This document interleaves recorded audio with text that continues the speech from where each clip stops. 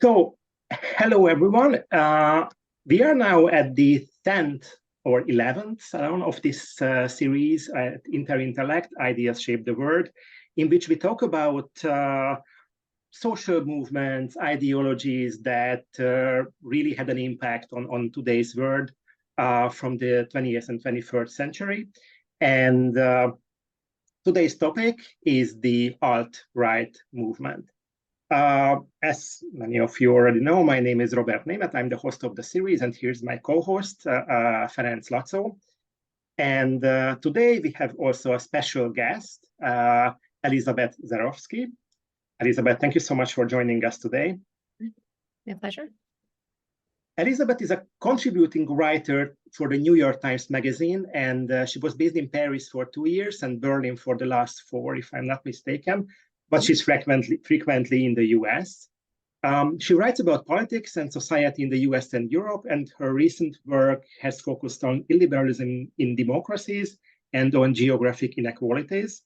She has also written for The New Yorker, the Times Book Review, Harper's Magazine, and Wall Street Journal, among many others. And again, thank you so much for accepting our invitation. And our first question to you would be, where did your interest in the right wing come from?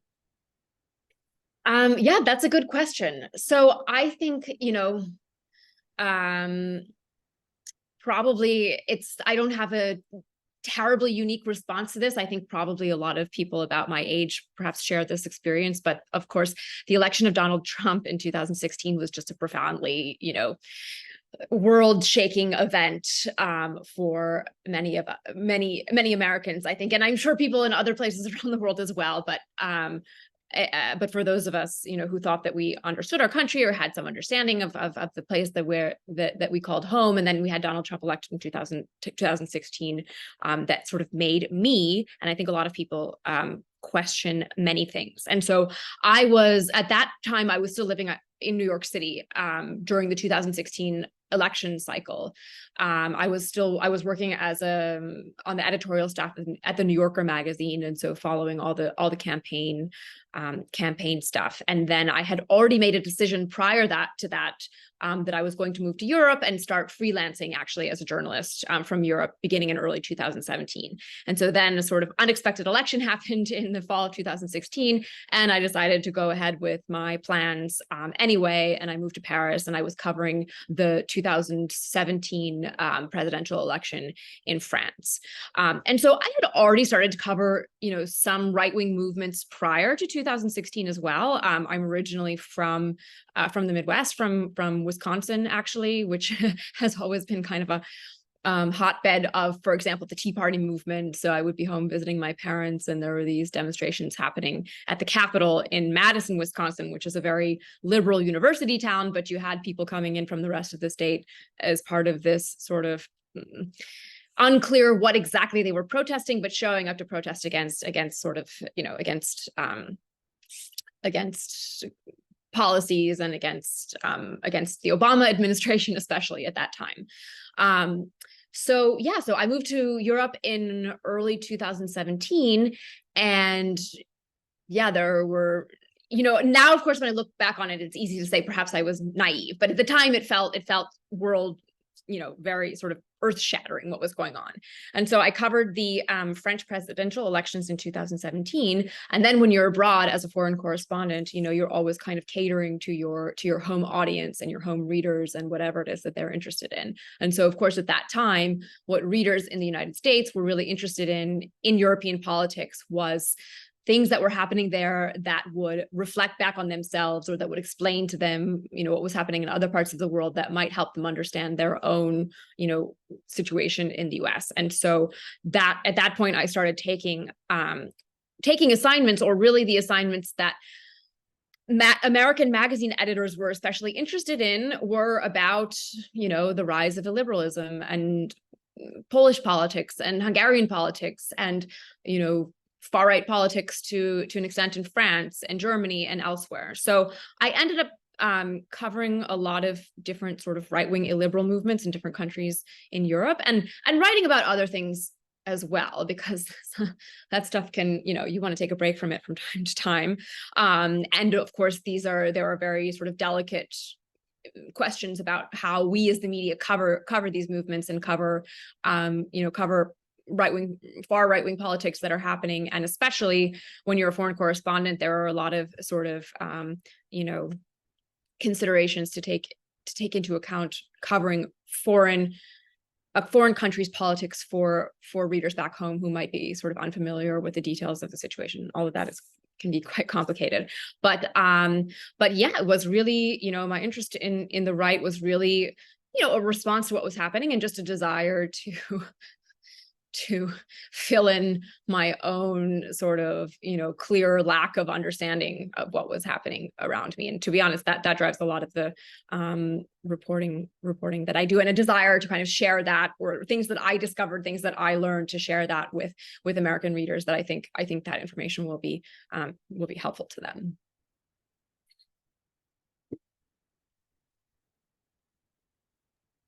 Now, you have written several truly excellent articles in recent years. As you mentioned, you address right-wing thinkers, right-wing ideas in a number of countries, right?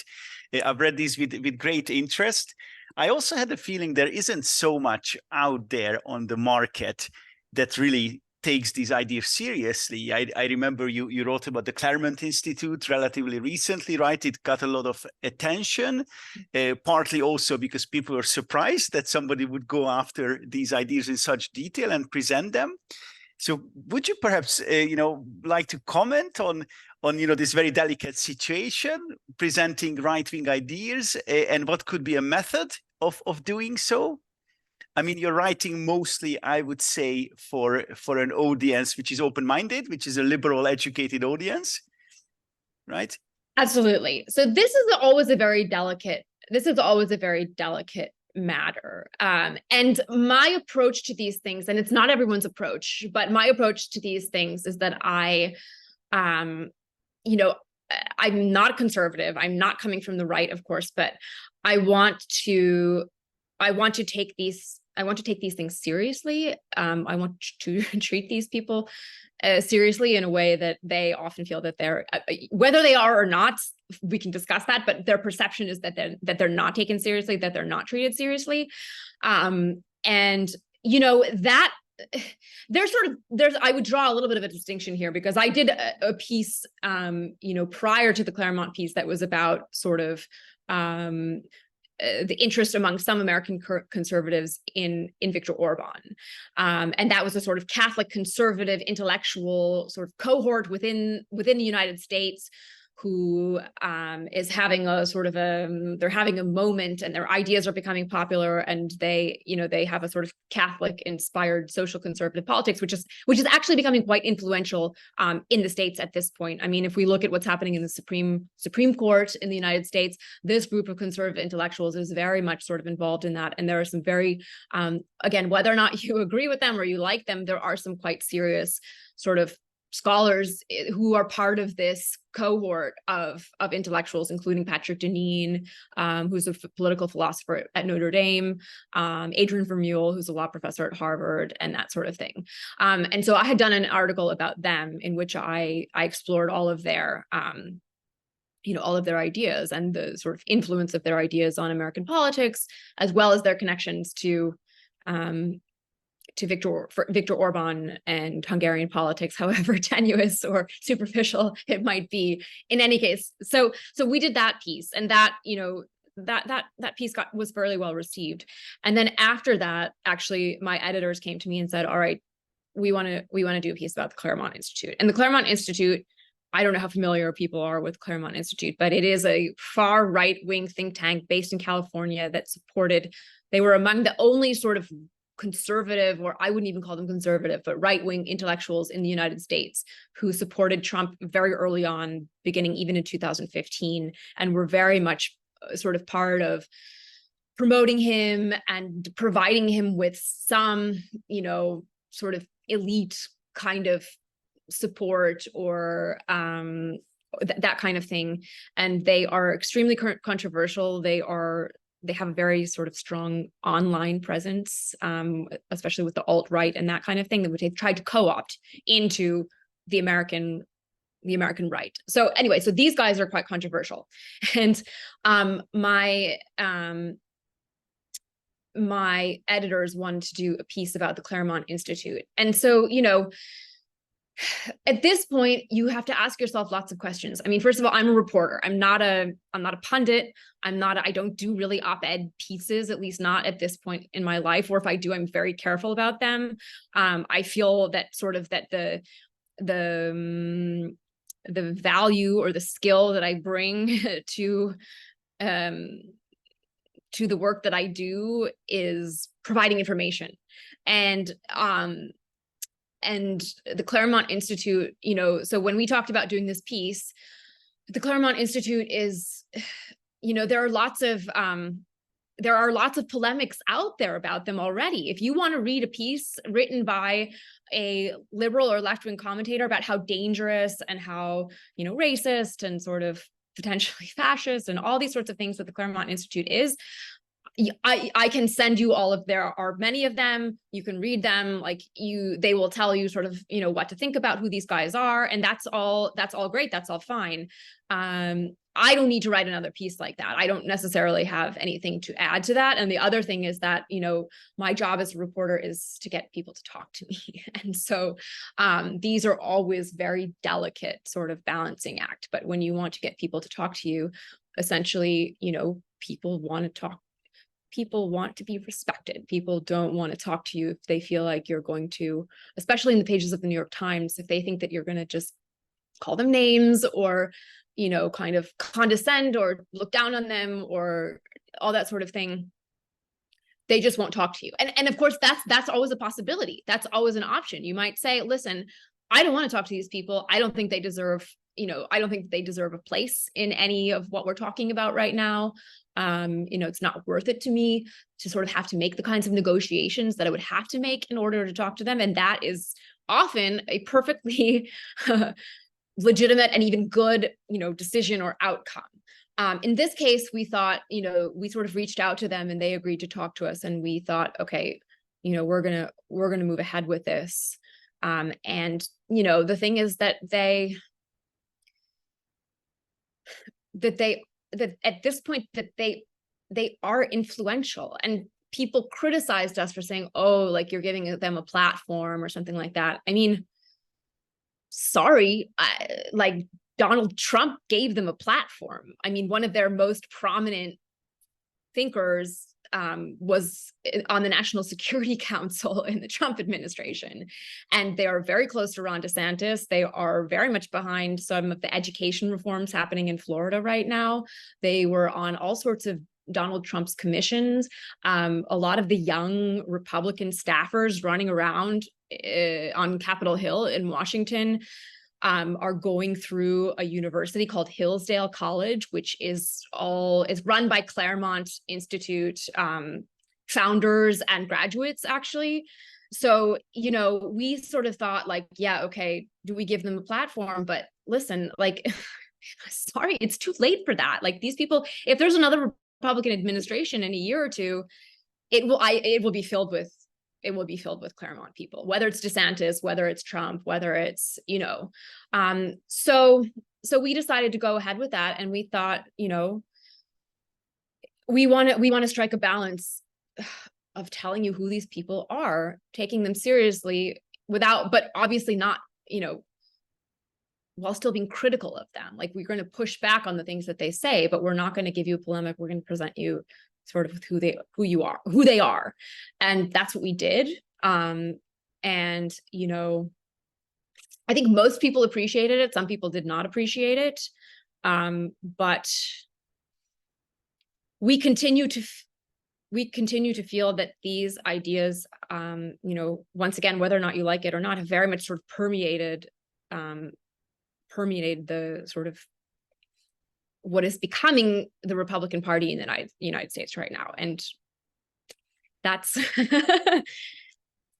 that's you know, that's the case. So yeah. Thank you so much for that. That makes a lot of sense to me, and I think you explained very well this fine balancing act you have to do when you cover these people and these ideas. Let's perhaps talk a bit more also about the substance of these ideas. I mean, what would you say are some of the key concerns, some of the main ideas of the right-wing thinkers in the various countries you have covered, right? You've written about Hungary, you've written also about France, a really excellent piece ahead of the election last year, or in the US, of course. So what would be the key right-wing ideas today? So, I mean, again, so I would draw a little bit of a draw a little bit of a distinction actually between the different groups that I was just talking about in my last response, because I think that there are sort of a group of serious kind of social conservative thinkers in the United States, but who are connected to people in Hungary, people in France, especially Poland. There's a very sort of strong connection with some of the Polish Catholic philosophers who are close to the Polish government right now. And so some of these thinkers in the US, people I mentioned again, Patrick Deneen, Adrian Vermeule, some of the people who are sort of in that bubble at Notre Dame, which notably, Amy Coney Barrett also used to be, who's now on the Supreme Court, used to be a colleague of Deneen's at Notre Dame. And so this is a very sort of, influential within the United States right now. But so this group represents kind of a backlash against liberalism and against, sort of Catholic-based social conservatives who think that, that liberalism has gone too far, that, the sort of obsession with individualism and individual rights and, sort of undoing traditional or, long-standing ideas about how society should be organized in terms of families and gender. But also there's an economic component to that economic liberalism has also gone too far. And that, especially in the United States, but elsewhere as well, that this sort of dependency or giving free rein to the free market has completely kind of undone the structures of society that used to make society hold together. And now it's, everyone for themselves and everyone's alienated and alone. And there's a loneliness epidemic and there's mental health and there's suicide and people aren't getting married and people aren't having kids.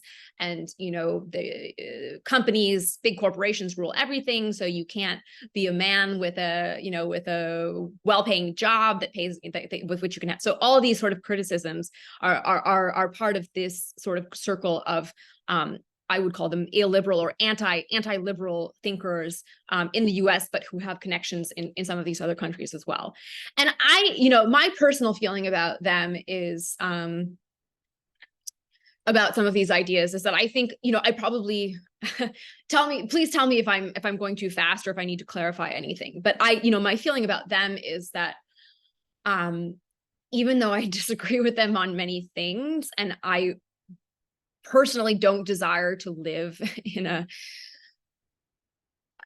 under a sort of government that is run by these people or their ideas or sort of the people who I recognize and I sort of respect some of their critiques. I mean, I think, Patrick Deneen's book, which is called Why Liberalism Failed, has some very, useful and sort of criticisms of American society and American politics that I think, even if you sort of in the end reject them, that I think can be helpful for thinking about what's happening in our country right now and where some of the things, what we might seek to change about it. I feel that way about Deneen. I feel less that way sort of about some of the others. But I do sort of appreciate some of Deneen's writing. Although I haven't read, he just came out with a new book and I haven't read that yet.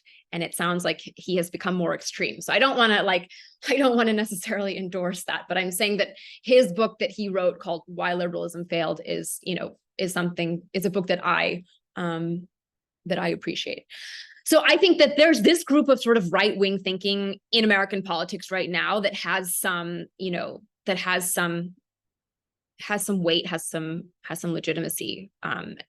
They have some connections to certain political figures right now, including J.D. Vance, who's in the Senate, Amy Coney Barrett. Unofficially, she's a Supreme Court justice, but I think in theory, technically they have no, influence on each other, but I imagine that in some way that they do. And there's a number of others sort of who are kind of part of this little circle in a way. There's another actually conservative political. He runs a think tank now. His name is Oren Cass, and he runs a think tank called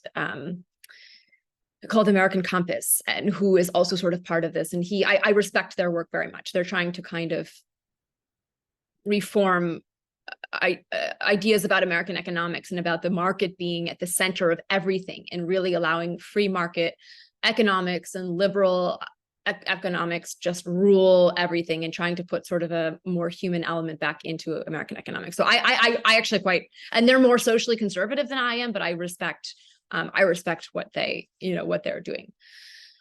So that's one side. On the other side, I would say is the kind of Claremont, right-wing intellectuals. And I think that, those guys have a very specific understanding of sort of the American founding and American history and that sort of thing. And I think that they, they've said this. It's not like I'm putting words into their mouth, but I think that they're sort of more interested in power. Yeah, just about, figuring in terms of, and they have said that about sort of their support for the Trump administration and being able to sort of use politics of the moment to accomplish things that they always thought were missing from American politics. That I think there's more of a kind of, so I do make sort of a distinction among different groups on the right and sort of the ideas versus seeking power and that sort of thing. Not to say that they don't have their own ideas, they do, but they've had those ideas for a long time. They're not necessarily anything that's sort of new or necessarily completely in reaction to what's happening, or not in reaction, but in response to what's happening right now. And I don't know if you want me to go into that, but maybe that's another. Perhaps, but first, Razan has a question. Oh yeah, thanks so much, Elisabeth, for all of that. That was really insightful. I just wanted to ask about how do we go about doing this sort of stratification and saying that this person belongs to this group or that group, because one of the things is that in like liberalism, as we know that, yes, the market is at the forefront and everything is kind of like an elitary or like very peripheral. So if I am to say like, and we know that like at the core, at the heart of liberalism, there is hyper-individuality and all of that. So if someone is like opposing these ideas or ideology, are we to say that they are not liberal? Like, how do we go about these kind of like categorization?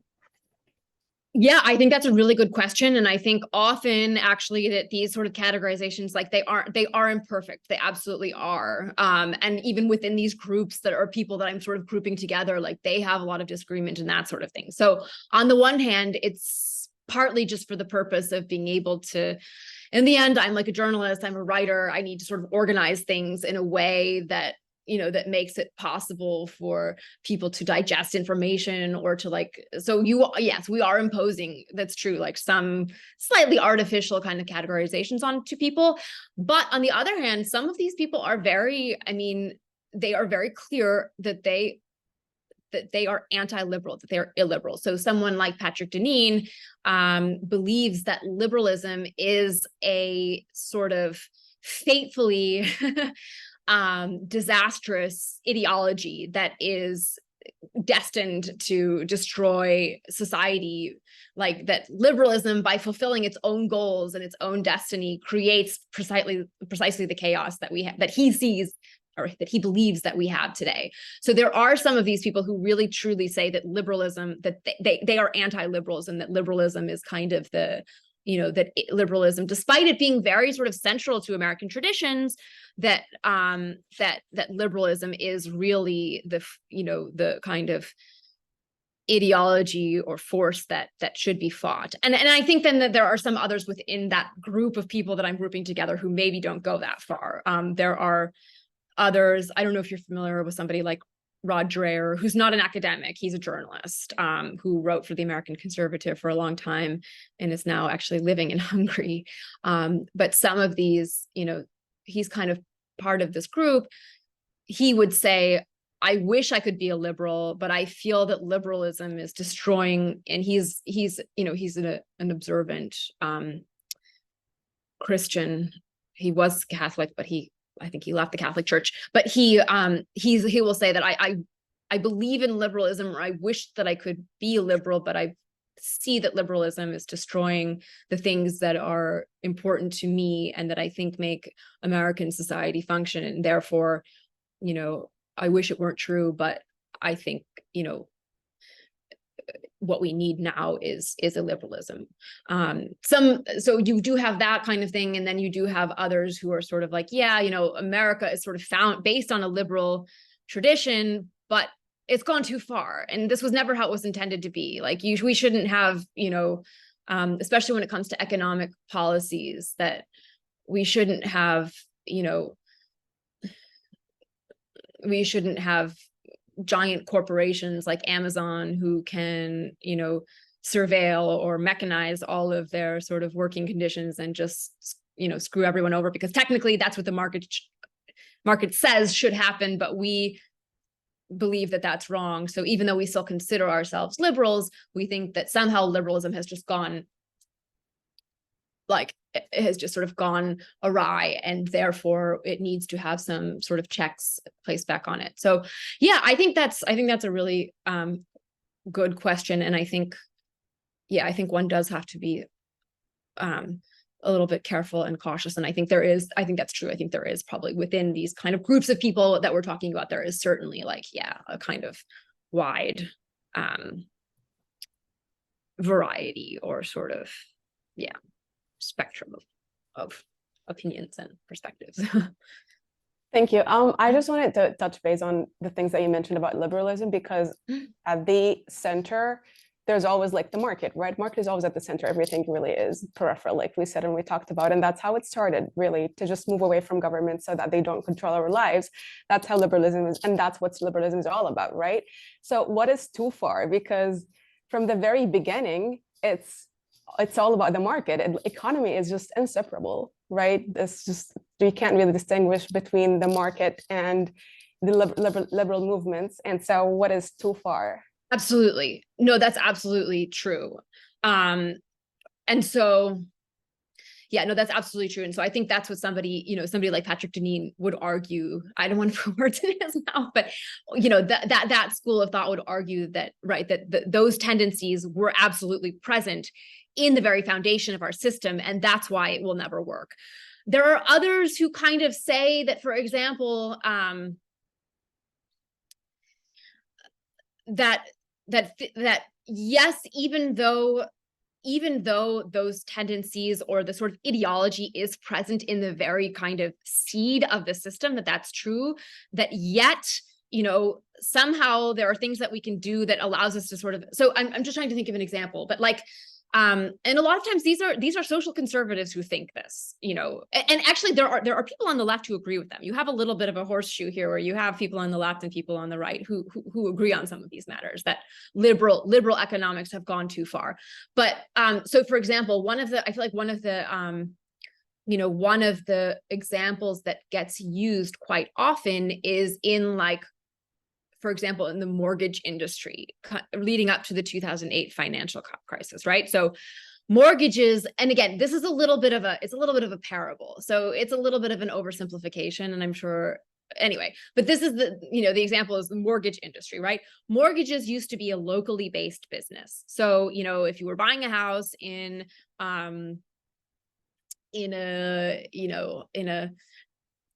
a town somewhere, or in a city, whatever, it doesn't matter. If you were going to buy a house, let's say in a suburb of Chicago or something, and you would go to your local mortgage broker, an office that, you get in your car, you drive to a mortgage broker, couple miles away, you sit down with somebody, that person lives in your community, they know the community, they know the properties, they know everyone who lives there, they're familiar with the prices and with the sort of, you know, the layout of the land. So they're very much sort of ingrained in the community, both responsible to it, part of it, and knowledgeable about it. And so when you get your mortgage, you're kind of part of this closed community in which everyone knows each other, and there's sort of a set of kind of self-enforcing like social customs that are involved in that, because like you're part of the same community. So if they screw you over, like everyone's going to know about it, and then there's going to be social blowback for them, right? Or like if they're part of the community, they don't want to explode the community because then their business suffers, and then like, you know, that's bad for them also. So you have this kind of idea about like a little local sort of economic system. And then if we think, okay, liberalism sort of undid that, right? So now, and if it's 2005 and you're going to buy a home in a new subdevelopment in Florida, and you're going to go buy a mortgage from like, I don't know, a broker that's going to sell it to Bear Stearns, and then Bear Stearns is going to be in New York, and they're going to bundle it, and then they're going to sell it, and they're going to like bet against it, or all this crazy stuff that happened. Suddenly, liberal economics is no longer enforced by these kinds of social customs that made it work in the first place. All of those kinds of social customs, social relationships, locally based kind of knowledge, and that kind of thing has been totally undone by the market, because the market is telling us, actually, it's better for you to sell your mortgage to some broker in New York because it's better for them, it's better for you. And then suddenly the sort of incentives for those economic bonds and relationships to function is gone, because you don't know each other, they don't know you, you don't know them, it's totally anonymous, they don't live in the community, you've never met before. And if they, you know, sell your mortgage to some, you know, Greek pension fund or whatever it was, and then it defaults and then you lose your home, well, they've never met you, they don't know who you are, so what do they care, right? As long as like the government bails out their business, whatever. So that's kind of the argument about like, okay, yes, liberalism used to work. Again, I'm not necessarily saying this is true. I think there's a lot of kind of over simplifications and exaggerations, that thing, but like sort of liberal economics used to work or can work better within certain sort of social communities or sort of socially enforced relationships, but that we've undone all of those. And so where we've got to now is really bad for everybody. And if we can somehow kind of bring back some of the kinds of customs and relationships and norms that used to regulate those relationships, that somehow that will solve our problems. whether that's the case or not, you know, I don't know, but that's the sort of idea. Great. Let us perhaps return to something you have started with, that there was, of course, a major shock for many people in 2016 when Donald Trump got elected in the US. And obviously, we saw a kind of explosion of the alt-right around that time. If my memory doesn't deceive me, a lot of the discussion was about Breitbart, the website, and also Steve Bannon at that time. You know, things that we no longer really remember too much. But that was really a moment when I think, especially online, there was a kind of new wave of right-wing activism. So could you tell us a bit about what the alt-right was at the time, and why it really became so popular, especially on the internet? Yes. So of course it started out as an internet community, both because, you know, the internet was a place where people who were living far away from each other could join together, and sort of people who had similar interests but couldn't, once again, be part of a physical community, could of course meet up online. And it was a place also, of course, on the internet online where transgression is, and sort of transgression of social norms is not only permitted but encouraged, right? So it's sort of hidden from view, and we can have this personal, you know, space that no one's looking at us, and we can say whatever we want. And especially, I think it was a very, and of course it still exists, but it was a very male space, a very, you know, a place where it was okay to be reactionary against sort of feminist movements and ideas about how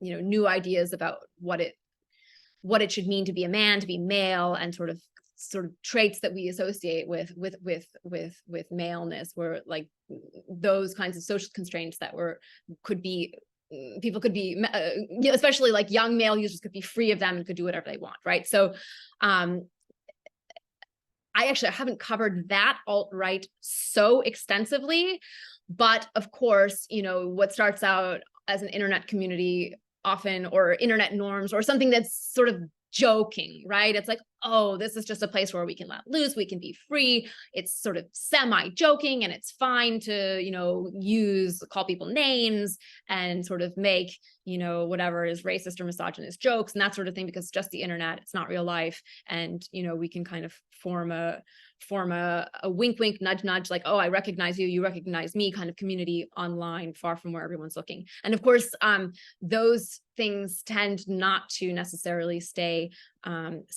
online. And so I think, you know, I mean, I think part of the interest that arose in those kinds of online communities, especially after 2016, I mean, I think partly it was sort of like by this confusion, right? It was like, okay, what's going on here? Like, where is this right-wing politics that some of us, meaning, again, largely sort of people in the media, people in politics, people living in, you know, large East Coast cities, especially, or on the West Coast, like, weren't aware of. So I think there was a sort of scramble, like, oh my gosh, where is this, like, you know, reactionary right-wing politics, where is it coming from? And so I think you saw a lot of coverage of the alt-right at that time, and of course it did, I mean, it did spill into real life. Of course, I mean, you had the march in Charlottesville, you had some even, I always want to be careful about these things, but obviously it's important. Like, there were certain, of course, terrorist attacks where the perpetrators of the terrorist attacks cited things that were happening online. This is not my field. I'm not somebody who has spent a lot of time covering that. So I don't know what the studies are in terms of sort of the connections between these things, but certainly they were, you know, some of this sort of, yeah, xenophobic, misogynistic, all that kind of stuff was happening online, right? So there was some of that stuff showing up in real life. And then I think the other part of it, and this is what I know a little bit more about, is that, or that I covered myself, is that, you know, I think some of the sort of more mainstream conservative sort of outlets or organizations or institutes, I mean, they recognized there was an energy there, right? And that especially among like young people on the right, that, okay, wow, there's a lot of passion, there's a lot of intensity amongst these guys, and we're going to try to co-opt that energy, and we're going to turn it into something, you know, we're going to bring it into sort of mainstream politics, but we're going to turn it into something more, you know, more respectable, more mainstream, more sort of less offensive and less nasty and less exclusive and less, but we're going to try to capture, you know, some of that, whatever it is, organizing power, and we're going to bring it into politics. And of course, I think obviously the jury is still out, but it seems pretty obvious to me that by bringing those movements into so-called mainstream right-wing politics, that for the mainstream right, or what was the mainstream right, sort of to co-opt these online movements and legitimize them, I mean, I think probably sort of the opposite happened, right? Like the sort of nastier, fringier, extreme, you know, the way of talking, the way of expressing yourself, the way of insulting, the way of rejecting, you know, all of this kind of like that, that style of politics has become really pretty prominent in, I think, in what right-wing politics has, or what the right has become in American politics. Not overall. There are, of course, still figures on the right who kind of, you know, who kind of push back against some of that stuff, but it's pretty, I mean,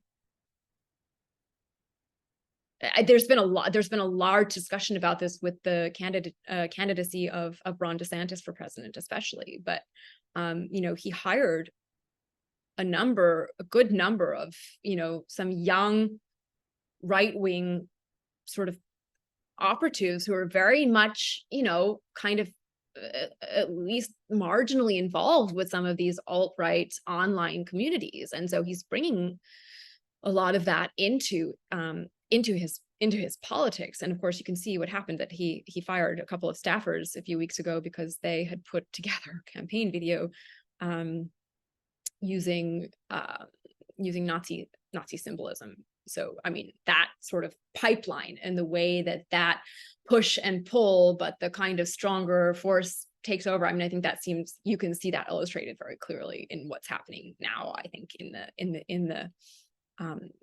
part of the Republican campaign.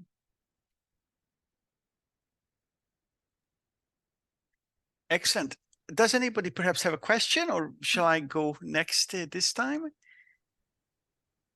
Nothing urgent. Then maybe let me ask another one, because I have a number that I was really thinking about.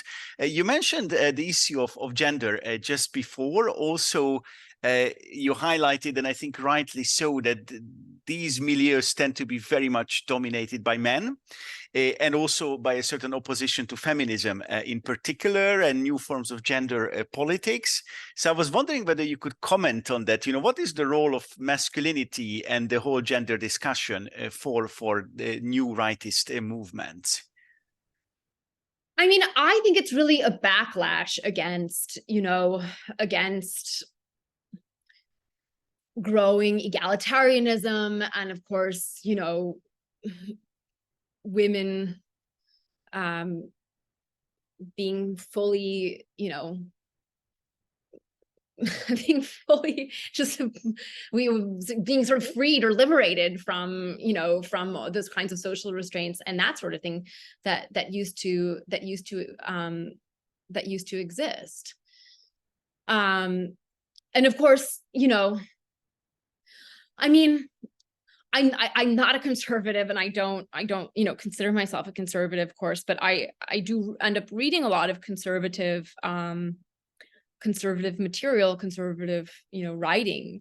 And there are certain things that I appreciate about many conservative writers that I really, you know, whether it's Deneen, whether it's Roger Scruton, whether it's, you know, some of these conservative thinkers, I like reading them, even if I don't agree with them. I like some of the critiques that they're making. But of course, conservatism is, the way that I understand it, conservatism is at its base is, you know, is essentially a politics of maintaining the sort of social order as it is, or maintaining social structures as they are, or maintaining, you know, hierarchies and power and all those sorts of things as they stand. And liberalism or progressivism is about liberating people from some of those, you know, constraints. And so at its base, it makes sense that that people who once had more kind of social power, or felt that they had more social power, whether or not these things are true, you know, it's a perception, and that they perceive that they are losing power within social transformations that are happening, that they would fight against that. And that's of course sort of reactionary thing, but that's, you know, obviously why it makes sense that these sort of conservative or right-wing reactionary movements would be largely, you know, largely male, because non-males have stood to benefit from a lot of the social movements that have taken place and that have had successes in the last 10, 20, 30 years, however long it might be. So, but I think, yeah, I mean, at its base, it is very much a kind of reactionary, like, oh, society is telling us as men that, like, we're responsible for this and that we can't behave this way anymore. And, you know,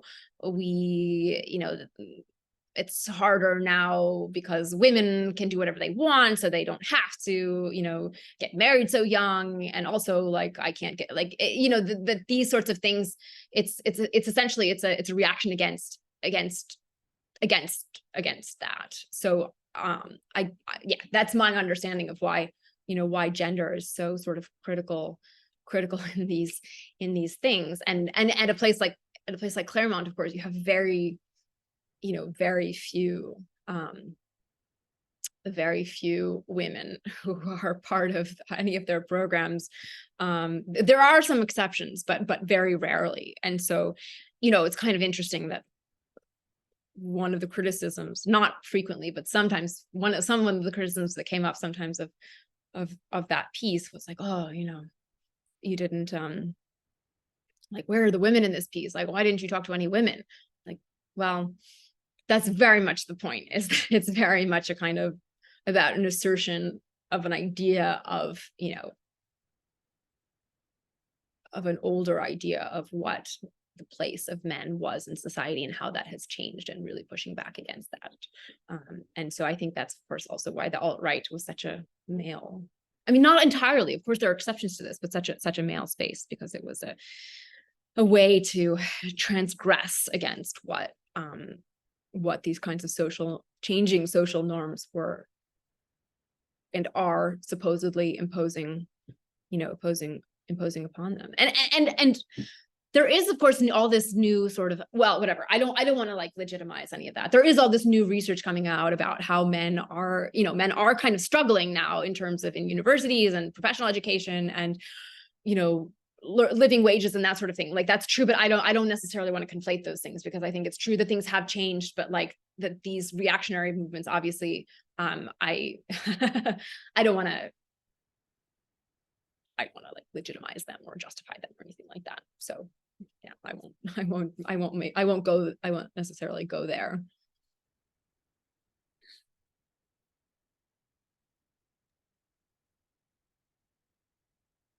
One question I wanted to raise, this is again a really difficult one, I think, right? You've covered the US, you've covered a number of European countries. Would you say that this new right is in a way a global phenomenon? I'm thinking of Brazil with the presidency of Bolsonaro recently, and of course his movement is still very much around. There's a lot of talk and a lot of concern about the Israeli right these days. India, the BJP, again, left-right distinctions might be somewhat tricky to apply to India, but I would say, this is also in many ways a very, harsh nationalistic, also exclusivist kind of movement that's been in power in one of the largest and, again, most populous countries. So how would you relate these movements that are, again, partly in the West and also, of course, partly in other parts of the world? I mean, I think there is an element of, I think there is an element in many of these places. I don't want to speak too much. I've really only reported from Europe and the States, unfortunately. And I'm actually working on some materials right now that will sort of expand my knowledge of other places. But, I think that there is a kind of, in many places, there is, and certainly in Israel as well, that there's a kind of, there's a religious right pushback against what is seen as a too powerful sort of secularizing, liberalizing left. And that, that's the case in the States, that's the case in parts of Europe for sure, that's the case in Israel, India, I think that to a certain extent in India, although I think the circumstances are quite different, but I think that there's an element of that as well. So I think that there is a kind of element of like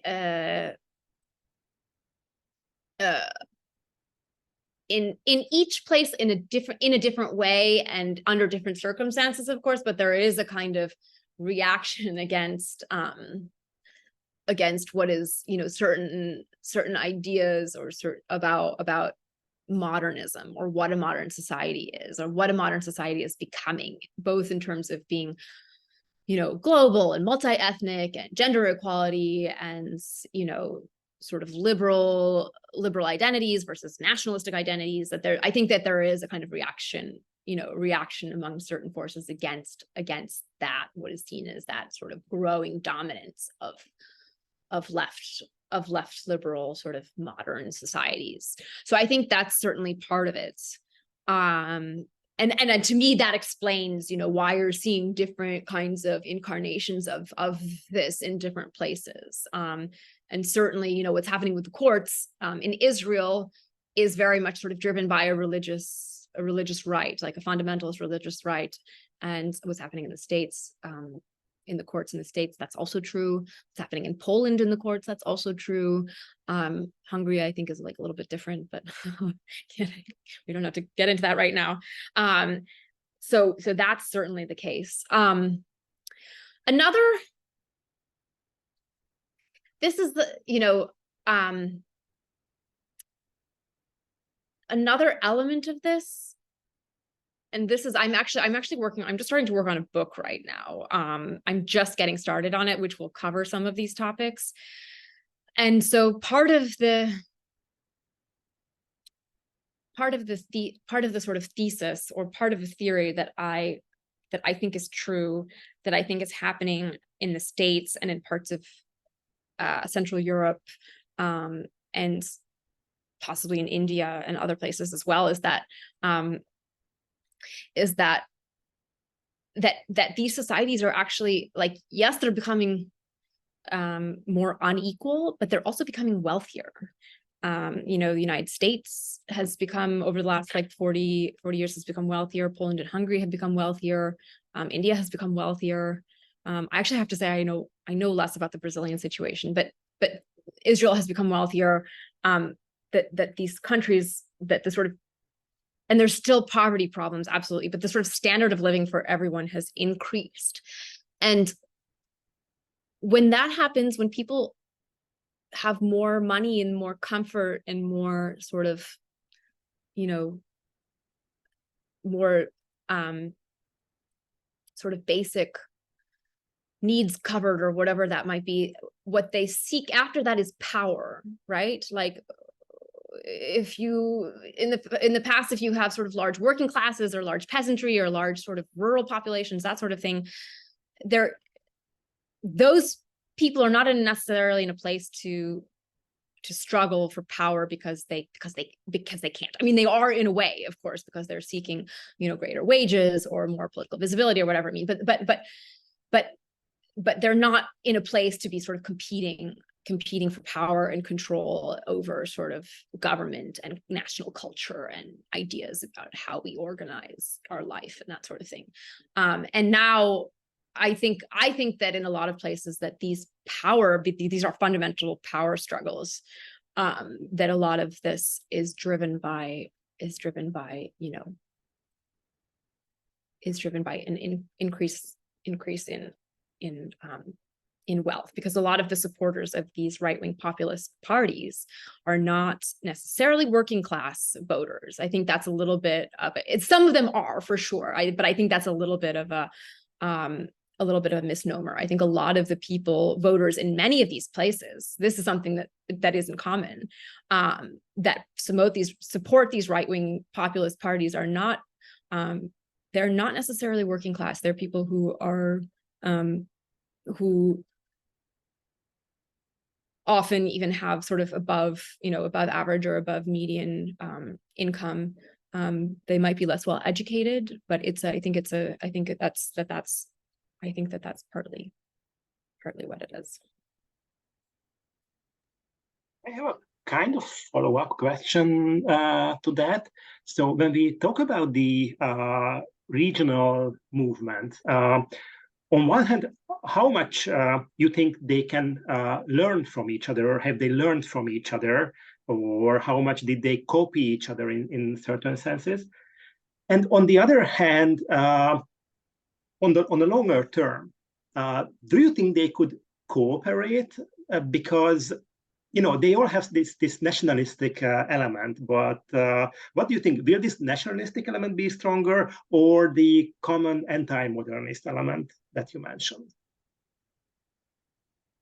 So I think they learn a lot from each other, like, really, yeah. I think that, and they even are sometimes in ways that I think are actually sort of, in some ways, bizarre, right? Because, like, you have countries like, I mean, the fact that we are drawing comparisons between the United States and Hungary, like, these are two profoundly different places, like, just size, economy, history, location, culture, everything, language, like, you generally speaking, like you can't make comparisons really between the United States and Hungary. And yet here we are, because they really are, taking lessons from each other. And supposedly like there were court reforms that happened in Poland, and supposedly there was actually, and court reforms that happened in Israel. And supposedly there actually was sort of communication between members of those governments. So yeah, in a kind of bizarre way, although of course I think this is what happens generally speaking when there is a political sort of climate shift, right? Like during the 80s, I think, when there was a kind of liberalization wave, different countries took ideas from each other. So yeah, so I think that they very explicitly sort of take ideas and communicate with each other. And of course those show up in different ways in different countries. You can't use Hungarian policy in the United States, but you can sort of riff on it, I guess. So yeah, so I think that that's true. And then, so how much could they work together in terms of creating like a modern or an anti-modern, like to what extent? I didn't quite get the part about like modernity. I meant, whether there are any obstacles in their cooperation in terms of they are all nationalistic. So, yeah, right. they in the end, there will be some sort of obvious clashes in ideologies. What do you think? I mean, there should be, right? I mean, in theory, because, right, they're all nationalists. But on the other hand, I mean, they each, in some ways, they sort of want the same things, right? They want to be left alone. So like, as far as I understand it, within the European Union, there are plenty of sort of right-wing political leaders in Europe right now that would like to change the European Union and have it be a more sort of nationalistic versus international organization. And so they have, like, if you had like a Polish government, a Hungarian government, a Czech government, potentially a French government, an Italian government, and they're all in the EU and they all want to sort of leave each other alone, I mean, potentially that would work for them. In some ways, it doesn't make sense, I agree. But on the other hand, I try not to make too many comparisons to the 1930s because I think it's not terribly helpful in a lot of ways. But, I mean, you did have an alliance of nationalist governments that, of course, sometimes backfired in very violent and spectacular ways. But it, even though it seems like a complete sort of contradiction on terms, I think in many, I don't know, I think it's very plausible, and it's very, I mean, it will be interesting, right? Like, for example, I don't want to speculate too much, but you have a Polish election that's coming up sometime in September, I think, right? And then you have a American election that's coming up about a year later. And as of right now, the Polish government and the US government are very much allied in their policy towards Ukraine and the Russian war in Ukraine. And if you have a conservative government that's reelected in Poland, they will continue to be very supportive of the Ukrainian defense efforts. And if you have a conservative government that's elected in the United States, they might be very against Ukrainian defense efforts against Russia. And so there you would have two governments who, like, in theory, sort of agree with each other on many things and are on the same page, except for foreign policy and defense. I don't know. I think that's an interesting, I think that in some ways that's like a really interesting question, right? Like, what happens then? Does a Polish right-wing government convince an American right-wing government to continue to support them? Or, there is now a very odd sort of sympathy on the American right for Russia, which I think is completely uninformed and completely sort of reactionary as well, but totally, totally like inexplicable in other ways. And so that, yeah, I don't know. I think that's a really I think, yeah, that could create some sort of a bizarre clash, but I don't know. And where does the sort of right-wing Israeli government fit into all of that? Because yeah, they would potentially be quite close with an American right-wing government as well. I don't know. I think these are things that are very interesting to sort of think about. But in terms of what they actually look like, I think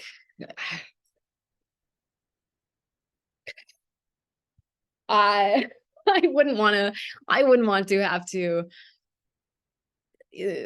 predict what would come out of that kind of a scenario. Although you did have an Italian very far right Italian government coming in, who so far has been, I think, more or less kind of has kept the kind of support of the previous government for Ukrainian defense efforts. So I think some of this, a lot of the rhetoric that's happening in US politics about foreign policy is, of course, very much related to the campaign, and might be different once if they should take power. But we'll have probably a lot of other things to be really concerned about then.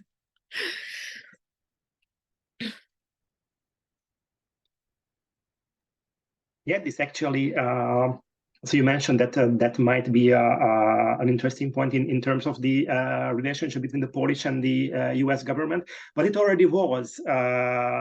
Yes. If you think about the Polish and the Hungarian governments, yes. They share the same ideology in almost everything, except for one thing: the relationship with Russia. Right. And that was that was like a breakup. Between two best friends in the European Union. So it will be very interesting to see how it will develop. Of course. No, that is very interesting. And I guess it really sort of drove a wedge between the two governments, right? So, but yet they still sort of continue. I mean, I think, right? I mean, even though I understand that that there was like a, kind of a kind of parting of ways and on many things between them, they still have certain interests in common as far as I understand it. So no, but that's true, of course. I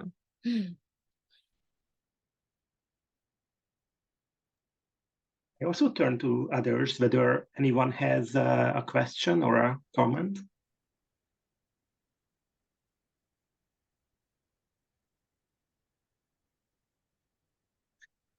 If not at the moment, that I would like to ask, sorry. So I would like to ask, what do you think about the future of the alt-right? So we've seen it become from an online phenomenon to a real world movement. But what do you think? How would its future look like in midterm or longer term? Is there room for development, or will the movement change? I mean,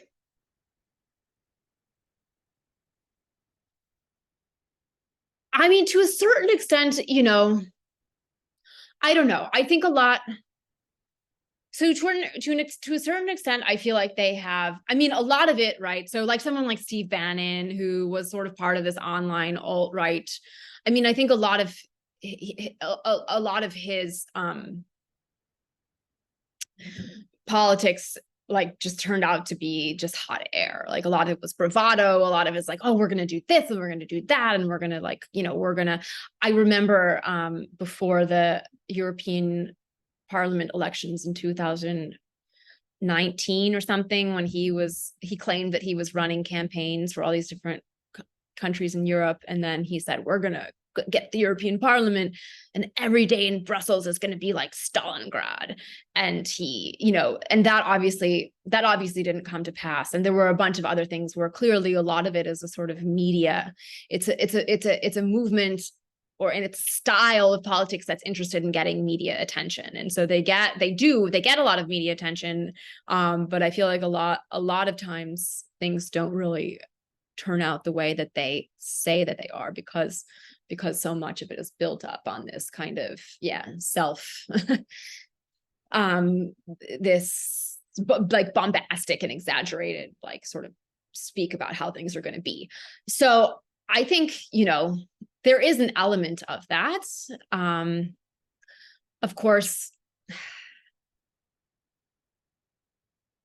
the January 6th events like put kind of a wrench in that, because then you had like a real sort of online organizing thing that became something very real and very terrifying. So I don't, so up to a certain point, I think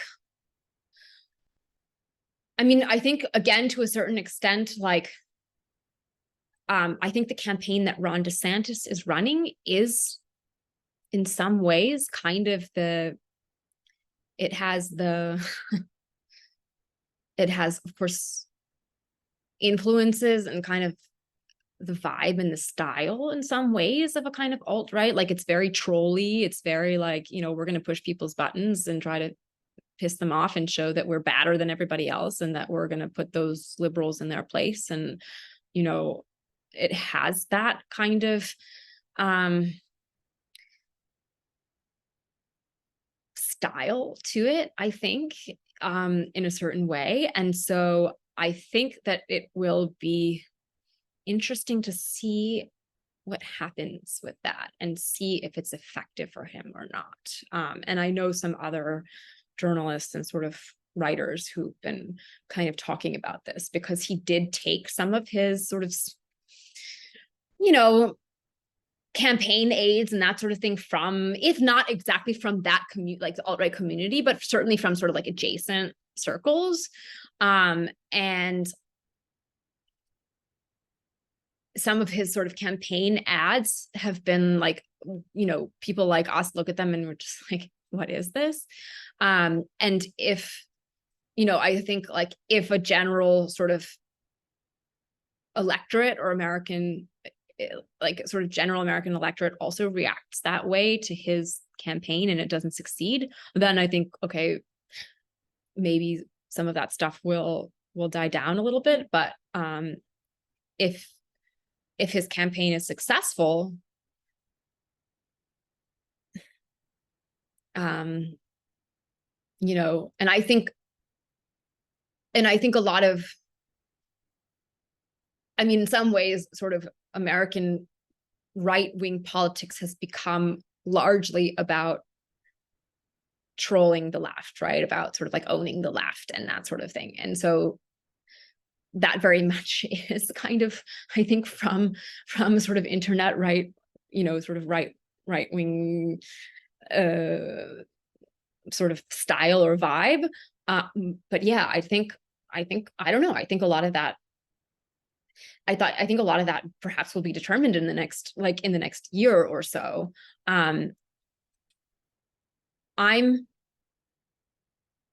little bit skeptical about that. I think I'm not so sure about that kind of style of politics will be able to succeed in with a general audience, because most people are not on Twitter all day, but and don't appreciate that style necessarily.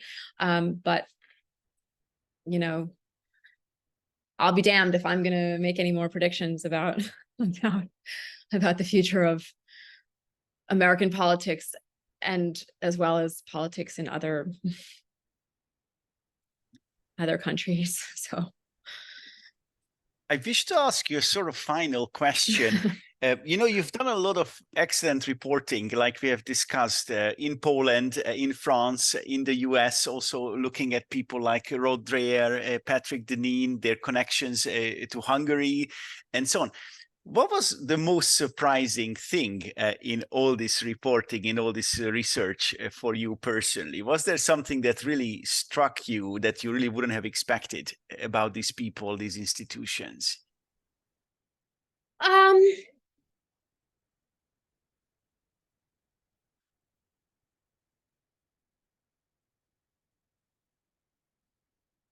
I mean,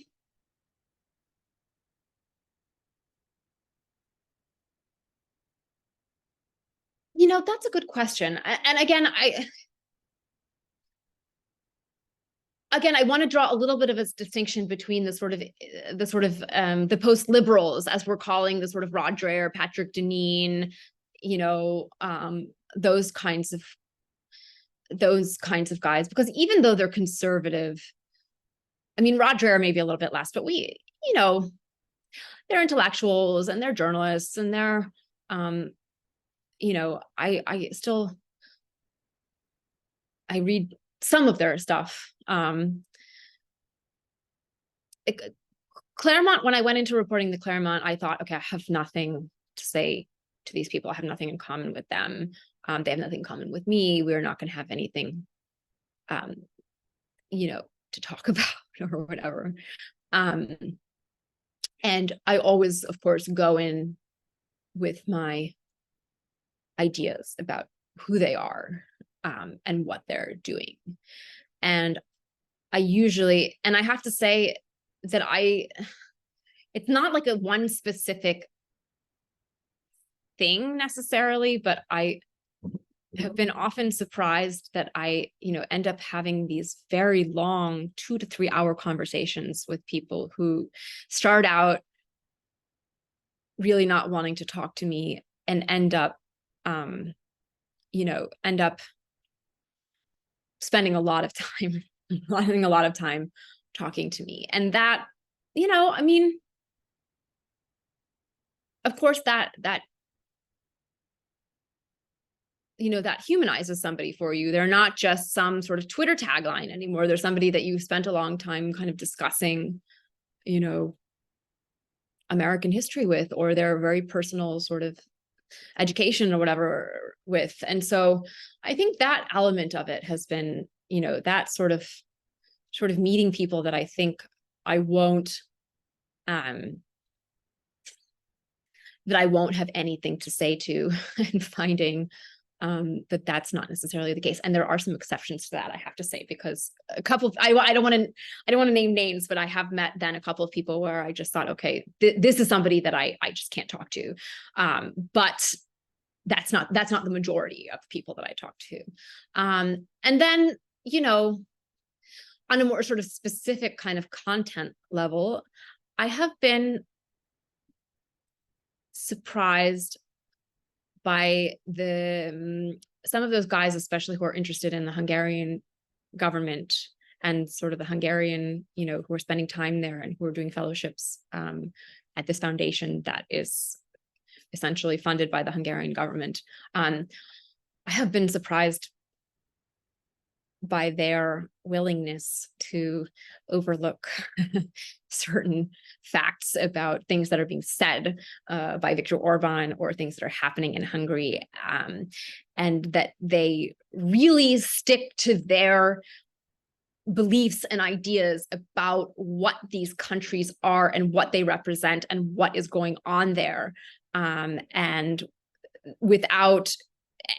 treat criticisms and information to the contrary. They're very credulous towards that, and I believe that comes from a place of like wanting to find a government and a country and a place that offers them an alternative and that sort of fits with the kind of politics that they think is possible. And so they've decided that place is Hungary, and everything else be damned, that they're gonna stick to that understanding of this place, even if it's potentially very wrong. But I have been a little bit surprised by their, I think I'm sure you guys can speak to this better perhaps than I can, but I do believe that Hungary and the Hungarian government is not what some of these guys believe that it is. And I have been surprised by their sort of unwillingness to revise their own conceptions and their own sort of what they write and what they say about what's happening there. So, but maybe that's just overly optimistic or naive on my part. I'm sure it's both of those things. So.